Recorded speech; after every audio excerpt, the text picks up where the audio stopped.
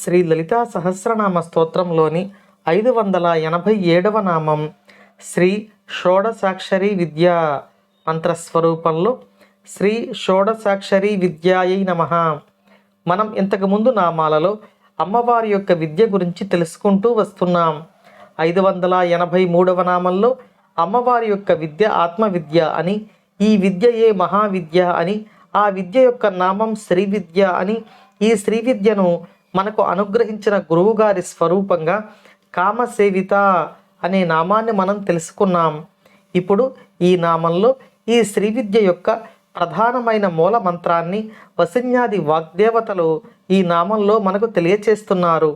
ఈ మంత్రం యొక్క నామం షోడసాక్షరి విద్య అంటే 16 అక్షరాల మంత్రస్వరూపం. సాక్షాత్తు అమ్మవారి స్వరూపమై మనలను అనుగ్రహించి మనకు అమ్మవారి యొక్క అనుగ్రహాన్ని ప్రసాదిస్తుంది ఈ నామం అని మనకు తెలియచేస్తుంది. ఈ మంత్రాన్ని గురుముఖతః మాత్రమే ఉపదేశం పొందవలసి ఉంటుంది.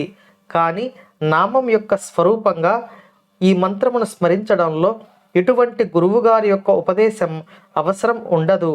కాబట్టి శ్రీ లలితా సహస్రనామాలలో ఆ శ్రీ విద్య యొక్క అధిష్టాన దేవత నామాన్ని షోడశాక్షరి విద్యగా ఈ నామంలో వసిన్యాది వాగ్దేవతలు మనకు తెలియచేస్తున్నారు.